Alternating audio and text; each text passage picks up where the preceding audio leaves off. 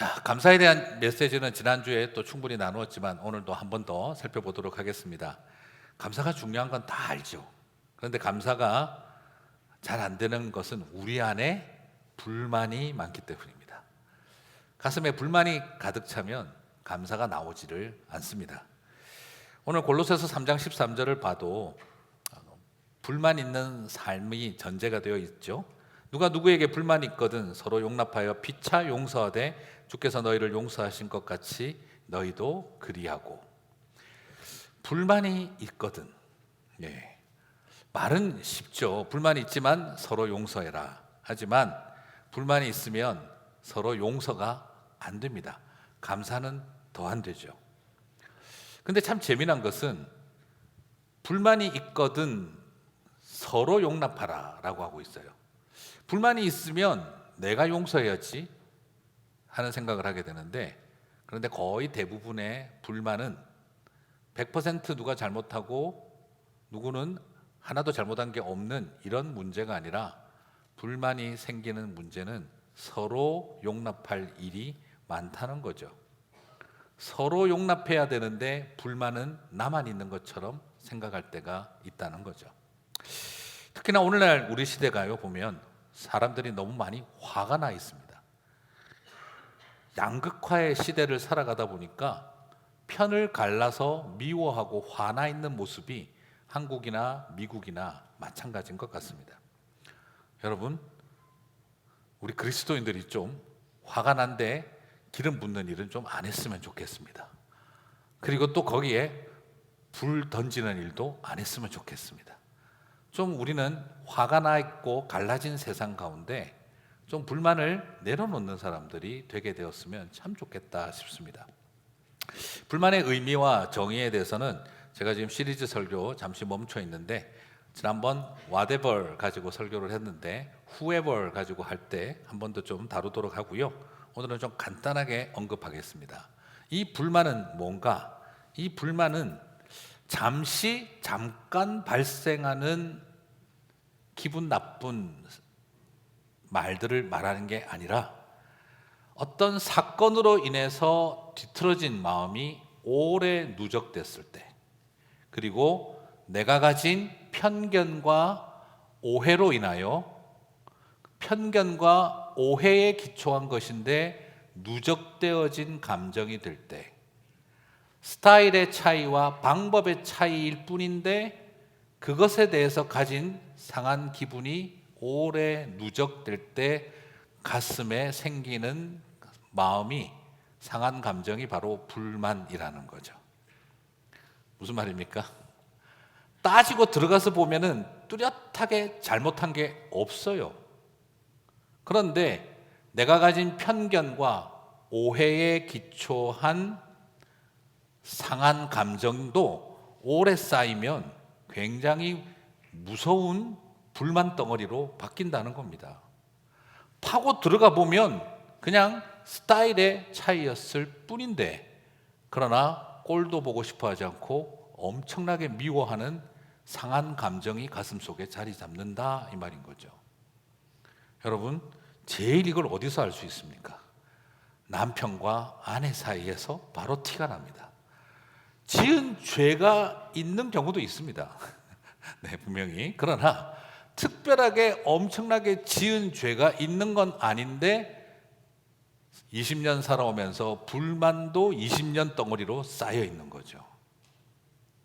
파고 들어가서 따지고 보면 지은 죄는 없어요.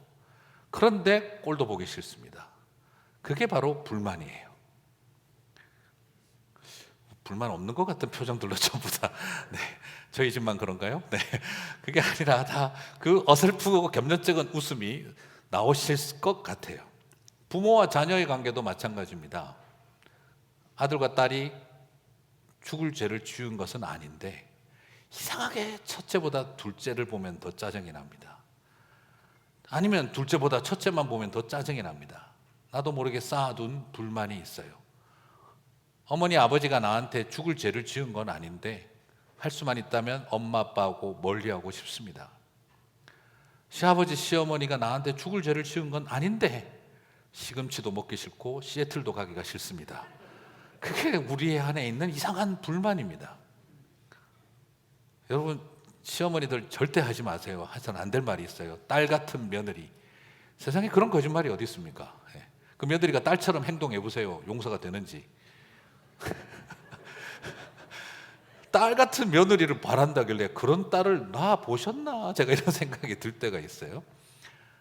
여러분, 우리의 삶 속에서 때로는 굉장히 많은 불만이라고 하는 것은 논리적이지 않고 때로는 편견, 오해, 스타일의 차이도 원수된 마음 같은 불만을 일으킵니다. 언니와 동생, 따지고 보면 저기 집에가 내 옷을 한번 입었을 뿐입니다. 그러나 그것이 용서될 수 없는 죄로 다가온다 이 말이죠. 불만이라는 게 그런 겁니다. 교회에서 같은 집사님들끼리 또 혹은 장로님, 권사님들끼리 따지고 보면 죽을 죄는 아닙니다. 그런데 한번 뒤틀어진 오해와 편견은 절대 풀 수가 없습니다.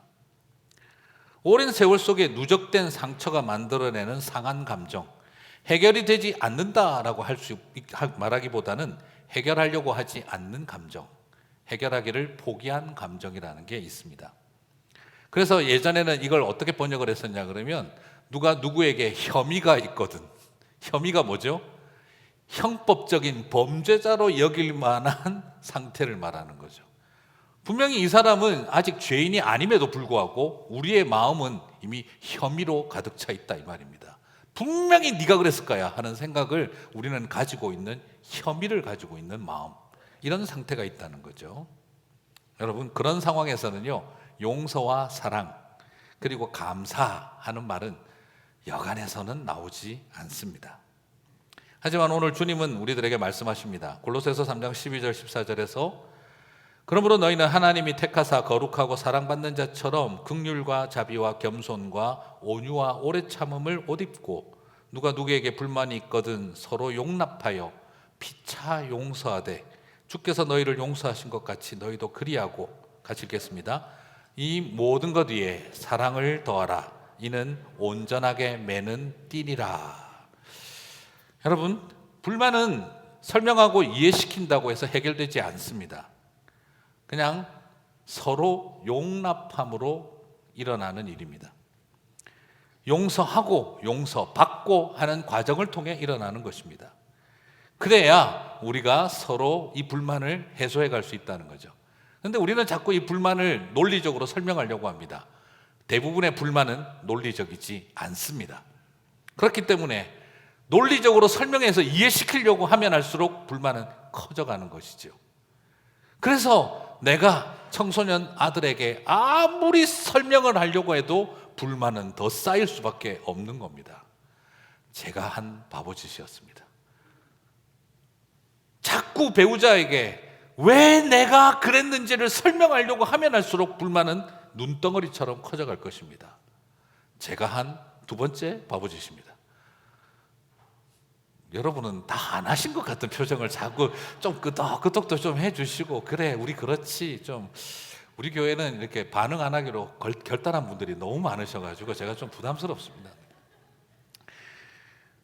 제가 오순절 개통 교회 가니까 설교하기 너무 좋더라고요. 오늘 날씨가 좋습니다. 아멘! 하는 그또 과하긴 한데, 그것까지도 좀 과하긴 한데 그래도 너무 좀 목사님만 그렇지 뭐 이런 표정으로 계시면 안 됩니다. 불만은 우리 안에 계속해서 쌓여가면 잔소리를 만들고, 불만은 쌓여가면 단절을 일으키고, 불만은 희한하게도 침묵을 만들어냅니다. 가슴속에 불만이 쌓이면 두 가지 결과가 나옵니다. 말이 너무 많아지는 잔소리가 생기고, 가슴속에 불만이 쌓이면 반대로 이제는 말을 하는가 봐라 하고 입 다무는 일이 일어나게 됩니다. 그래서 불만은 우리들에게 침묵을 만들거나 아니면 시끄러운 잔소리를 만들어내게 되죠. 오늘 우리의 삶 속에 감사는 거의 나오지가 않게 되는 겁니다. 그런데 대부분의 분들이 어떻게 생각하냐 그러면요, 착각 중에 큰 착각을 하고 있는데 이렇게 이야기하는 분들이 있습니다. 나는 엄마가 잔소리 안 하고 키운 딸인데, 나는 엄마가 잔소리할 필요가 없도록 잘한 착한 딸이었는데 우리 집 딸은 왜 이 모양인지 모르겠다. 나는 엄마가 잔소리를 안 해도 알아서 잘하는 아이였는데 우리 집에는 아무리 잔소리를 해도 달라질 게 없어. 나는 참 착한 딸이었는데 우리 딸은 아닌 것 같아. 여러분, 과연 그렇게 믿으십니까? 또 남편들 중에도 이런 분들이 있습니다. 나도 하고 싶은 잔소리가 하나둘이 아닌데 꼭 참고 8번 참고 2번 딱 말하는데, 그런데 우리 와이프는 눈에 보이는 족족 지적사항을 필터링 없이 잔소리로 만든다.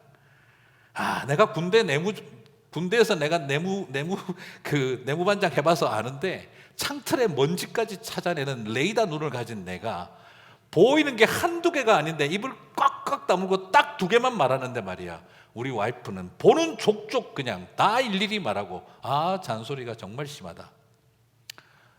과연 그런 걸까요? 한 수필가는 이런 말을 했습니다.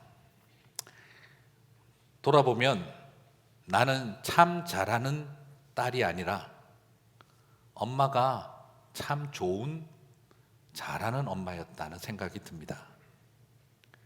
잔소리를 하기보단 늘 감사를 하셨습니다. 잔소리도 분명 사랑이지만 잔소리로 변할 자식이 없다는 걸 엄마는 아셨기 때문에 참 지혜로운 분이셨던 것 같습니다. 오히려 엄마는 늘 저에게 미안해 하셨습니다. 그러시더군요. 뜨뜻한 소고기국 한 번 제대로 못 끓여주고 먹고 사느라 맞벌이하고 바빠서 제대로 챙겨주지도 못했는데, 남들처럼 멋지게 꾸민 방도 훌륭한 가회 선생도 하나 붙여주지 못했는데 내가 어떻게 미안해서 잔소리를 하니? 때로는 미안한 마음 감추고 싶어 화도 내고 잔소리도 내어봤지만 그게 너를 더 아프게 하더구나. 사실 때로는 섭섭하기도 했고 때로는 못된 것 하며 밉기도 했다. 하지만 미안한 게 더 많은데 못했다고 말하고 싶지는 않더구나. 그럼에도 불구하고 원망하지 않고 애쓰고 살아가는 네 모습을 보니 참 감사하더구나. 그래서 수필가는 말합니다. 엄마는 잔소리보다 감사하셨다. 방 정리 해줄 수 있는 기력이 있어서 감사, 챙겨줄 수 있는 기억이 있어서 감사, 피곤함을 극복할 수 있는 인내를 주셔서 감사, 알아서 커갈 수 있도록 기다려줄 수 있는 넉넉한 마음 갖게 되어 감사, 무엇보다 건강하게 자라줘서 감사. 그렇게 말씀하시며 어머니는 나를 돌봐주셨다. 돌아보니 나는 참 잘하는 아이가 아니라 엄마가 참 좋은 엄마였다는 생각이 든다. 저는 그 수필가의 글을 보면서 참 여러 생각을 했습니다. 그리고 또 한 형제가 말하더군요. 저는 아내가 잔소리가 많은 줄 알았습니다. 그런데 그것이 아니었습니다. 잔소리는 제가 더 많다고 제 큰아들이 그러더군요. 아빠는 맨날 중요한 말만 한다고 하지, 그런데 우리가 보기에는 필요 없는 잔소리만 늘 해. 하지만 엄마는 아빠를 정말 걱정하고 염려해서 꼭 필요한 말을 하고 있어. 단지 아빠는 그걸 잔소리로 들을 뿐이야. 아들이 뼈를 찌르는 진실을 말했던 거죠. 저는 여전히 꼰대 내무반장이었고 아내야말로 현숙한 여인이었던 것을 알았습니다. 라고 하던 한 형제의 고백을 들은 적이 있습니다. 사실 우리가 모르고 살 때가 참 많죠. 요즘 저도 집에서 별명이 새우깡입니다.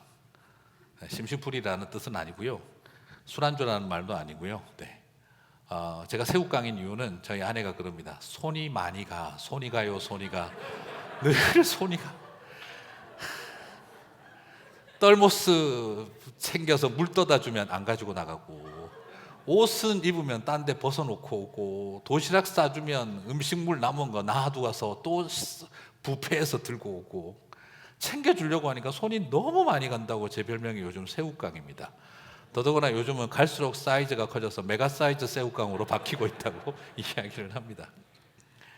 오늘도 이 설교를 원고를 적어놓고 오늘 설교해야 되는데 오늘 오다가 전화기를 안 들고 와가지고 다시 텍스트 보내서 올 때 휴대폰 좀 가져와 달라고 그렇게 쓰고 나서 정말 새우깡이다, 제가 이 생각을 여러 번 확인하게 됐습니다.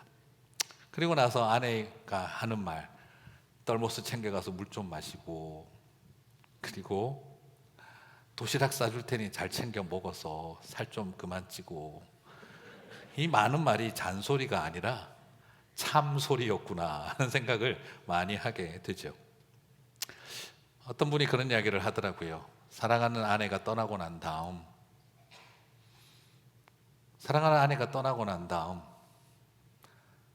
따뜻하게 옷 챙겨 입으라고, 그리고 쓸데없는 거 먹지 말고 챙겨주는 것 좀 먹으라고, 그리고 오늘 약속 잊지 말고 제때 나가라고 말해주던 그 많은 잔소리가 너무너무 그립다고 이야기를 하시더라고요.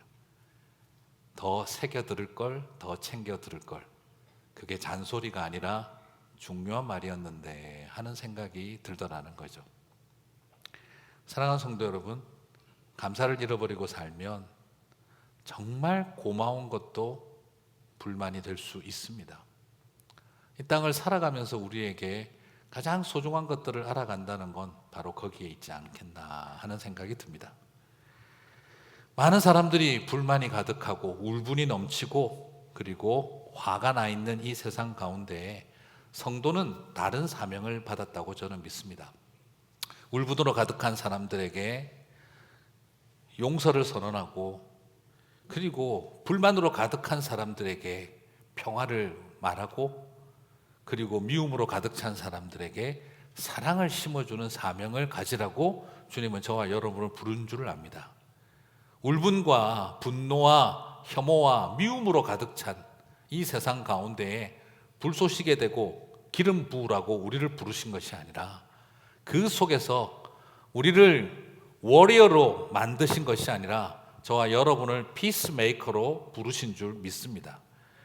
그래서 골로새서 3장 15절은 우리들에게 이렇게 말하고 있습니다.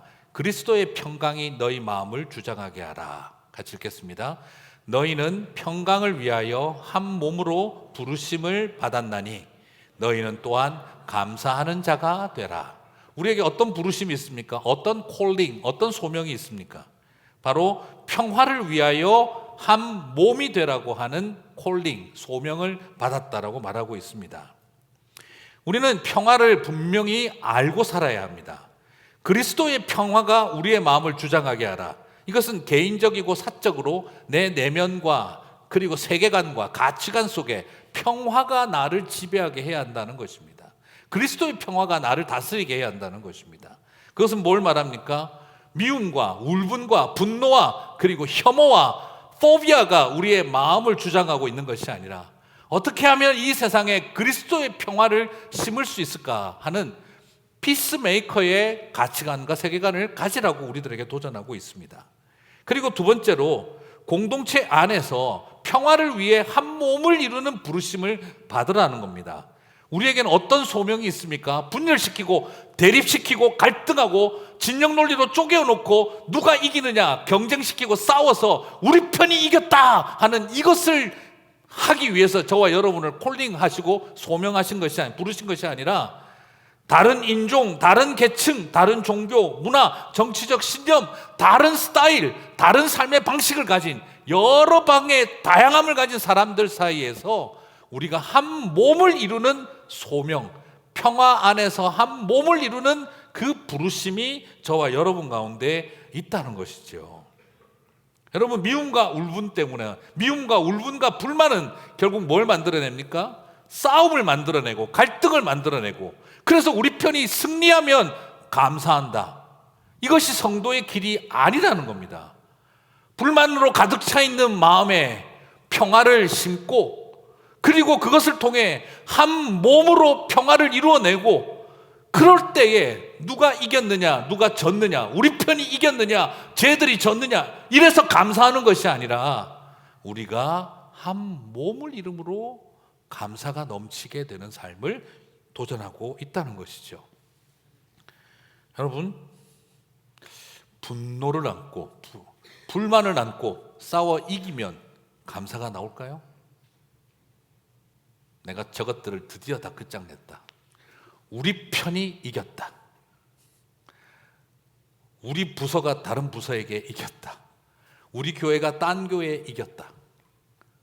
그래서 감사하다. 여러분, 이게 감사하면 정상입니까?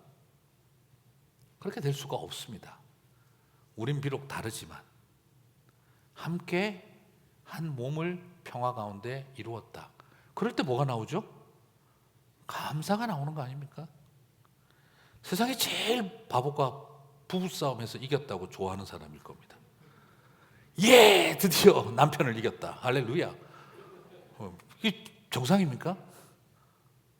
드디어 와이프를 내가 꺾었다. 기쁠까요?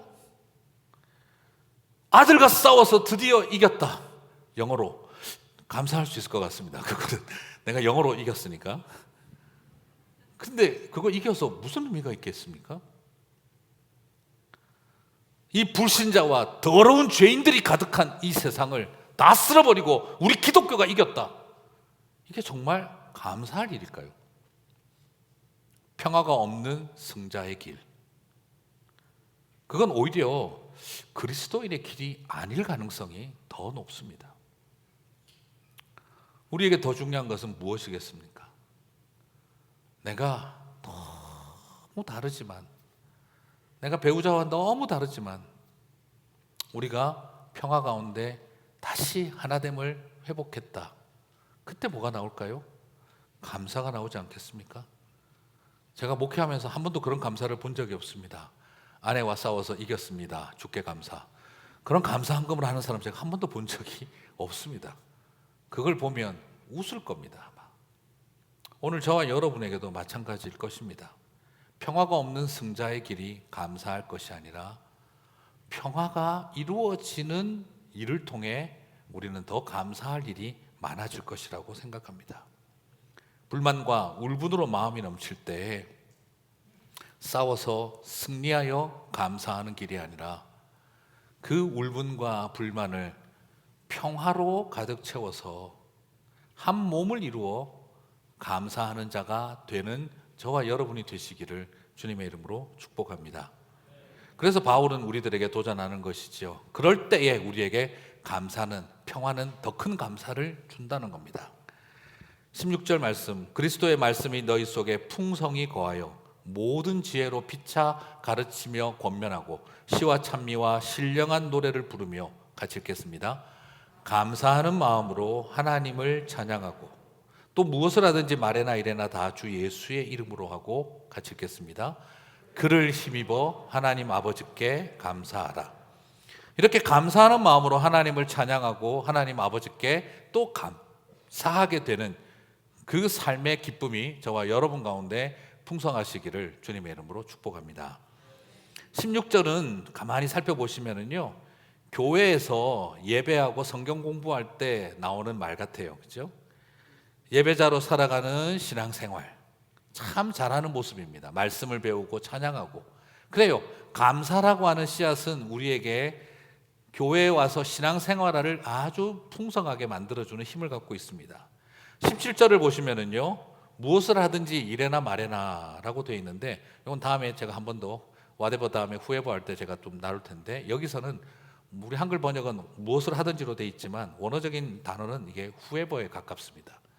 누구에게든지, 헬라인이나 유대인이나 자유인이나 종이나 남자나 여자나 누구에게든지 말해나 이래나 다 주 예수의 이름으로 하라. 이것은 결국 뭘 말하고 있습니까? 일상의 영역에서 그 사람의 신분과 인종과 지위 고하를 막론하고 말을 하든 일을 하든 일상에서 삶을 살아갈 때 생활 신앙 가운데 감사가 넘치게 하라, 이 말인 것이죠.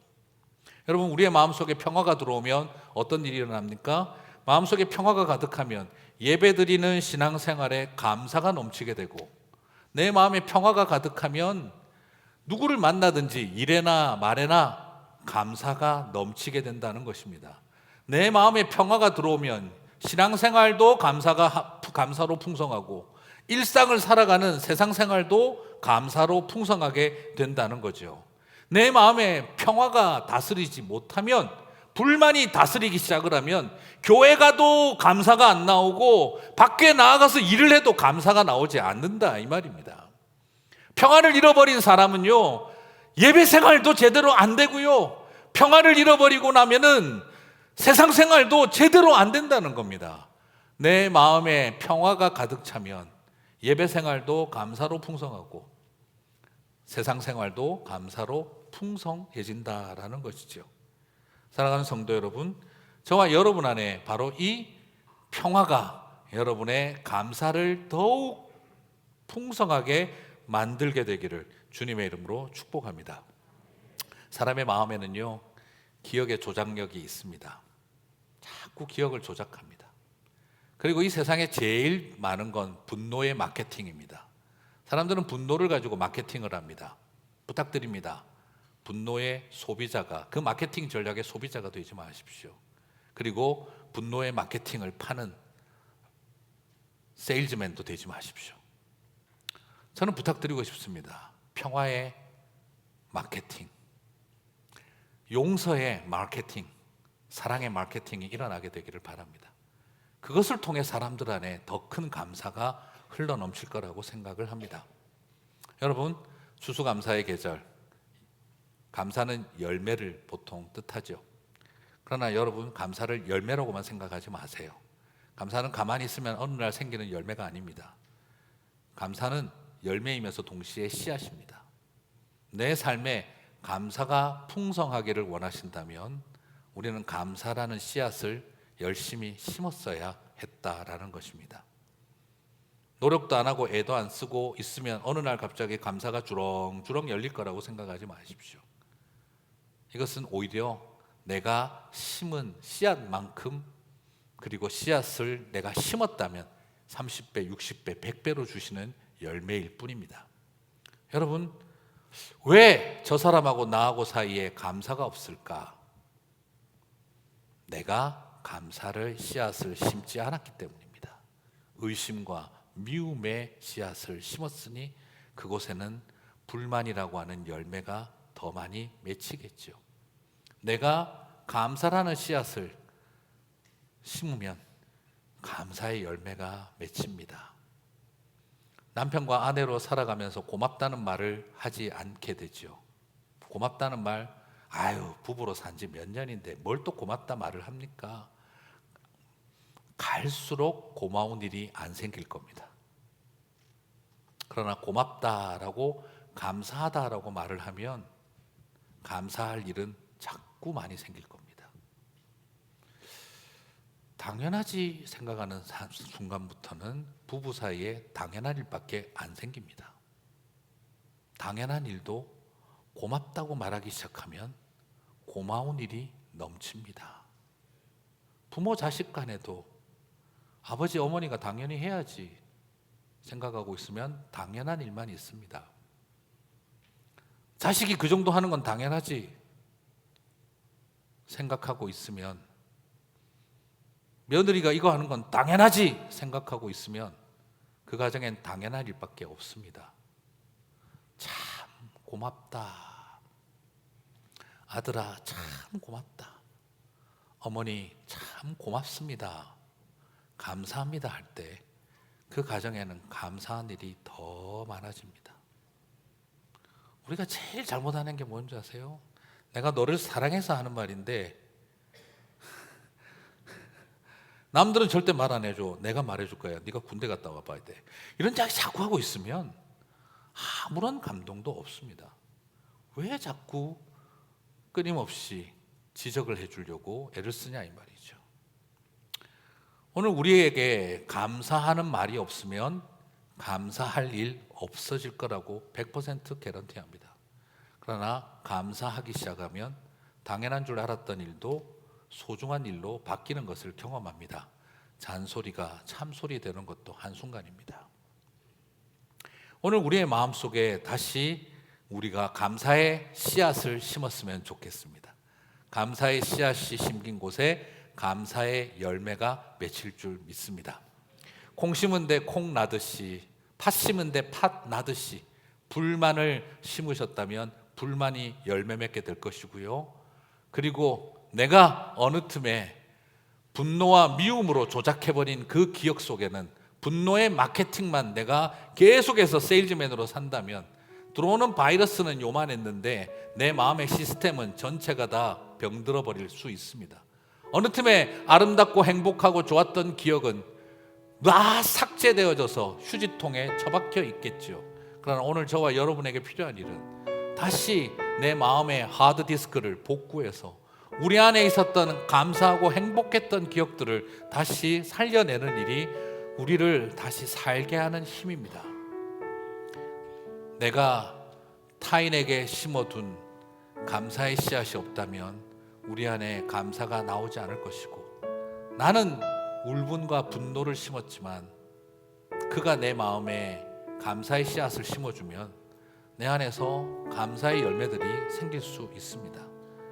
여러분, 분노하면은요, 세상은 바꿀 수 있을지 모르지만 사람은 바꿀 수 없습니다. 분노하여서 사람 바꾼 적 있으십니까? 불만 가져서 사람 바꾸신 적 있으십니까? 그리고 울분을 터뜨려서 사람이 변화된 적이 있습니까? 세상은 바꿀 수 있습니다. 그러나 사람은 바꿀 수 없습니다. 제도는 바꿀 수 있습니다. 그러나 사람은 달라지지 않습니다. 감사하면 세상 바꾸는 거는 시간이 좀 걸릴지 몰라도 사람은 바뀌어 갑니다. 우리가 평화를 선택을 하면 세상을 바꾸는 일은 더디 갈지 모르지만 예쁜 풍경이 만들어지기 시작을 할 겁니다. 제도를 바꾸고 세상은 못 바꿔도 멋진 풍경은 만들 수 있지 않습니까? 앞으로 자기 집 앞 쓸지 않는 사람들은 벌금 500만 원 그런 제도를 만들고, 그래서 우리 마을이 앞 집집마다 다 깨끗해지는 제도를 바꾸고 법을 바꾸는 일은 그것보다 그냥 내 집 앞 내가 쓸고 옆집 쓸어주고, 그리고 친한 사람들과 함께 2명 3명 나와서 다른 집들도 쓸어주다 보면 멋진 풍경이 만들어지다 보면 세상도 바뀌지 않겠습니까? 오늘 저와 여러분에게 중요한 일은 그렇게 감사로 평화가 지배하여 감사가 열매 맺게 하는 삶입니다. 작은 감사의 씨앗을 심으시면 풍성한 30배, 60배, 100배의 감사의 열매가 맺힐 것입니다. 그 감사의 열매를 맺고 더 많은 감사의 씨앗을 준비하는 저와 여러분이 되시기를 바랍니다. 분열과 미움과 양극화로 가득 차버린 이 세상 속에서 여러분, in perfect harmony, 정말 완벽하고 조화로운 속에서 우리가 사랑으로 띠를 두를 때 감사가 흘러넘치게 될 줄 믿습니다. 그 감사로 풍성한 여러분의 가정, 여러분의 우리의 교회, 그리고 이 땅이 되기를 주님의 이름으로 축복합니다.